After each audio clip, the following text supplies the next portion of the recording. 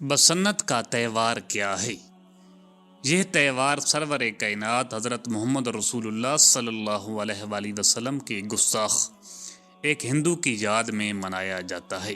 بسنت کو بطور تہوار منانے کا آغاز تقریباً 250 سال پہلے 1747 میں ایک گستاخ رسول صلی اللہ علیہ وآلہ وسلم ہندو حقیقت رائے کی سمادھی ہندو کی ہڈیاں دفن کرنے کی جگہ پر ہندوؤں کے پیلے رنگ کے کپڑے پہن کر حاضری دینے سے ہوا۔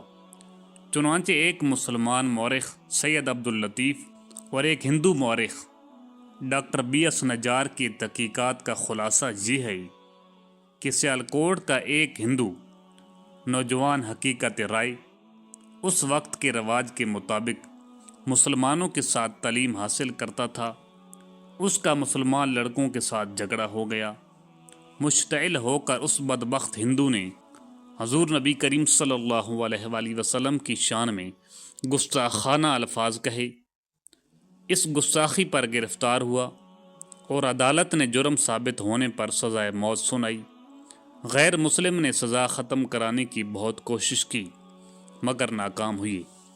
اس وقت کے پنجاب کے غیرت مند مسلمان گورنر نواب بہادر یا نواب زکریا نے کفار کا مطالبہ رد کرتے ہوئے اس ہندو گستاخ کی سزائے موت کی توثیق کر دی۔ پہلے اس کو کوڑے مارے گئے، پھر سر قلم کر دیا گیا۔ ہندوؤں کے نزدیک حقیقت رائے نے ہندو دھرم اور اپنے اوتاروں کے لیے قربانی دی تھی۔ انہوں نے اسے اپنا ہیرو قرار دیا۔ اس کی یاد منانے کے لیے رنگ بکھیرا، پتنگ بازی کی۔ اس تہوار کا نام بسنت رکھا۔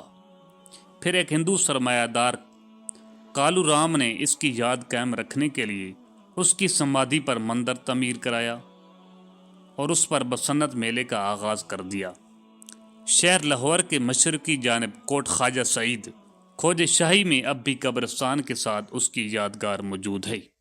گستاخ رسول صلی اللہ علیہ وآلہ وسلم ہندو کا دن بسنت منانے والے مسلمانوں، قیامت کے روز حضور صلی اللہ علیہ وآلہ وسلم کو کیا منہ دکھاؤ گے؟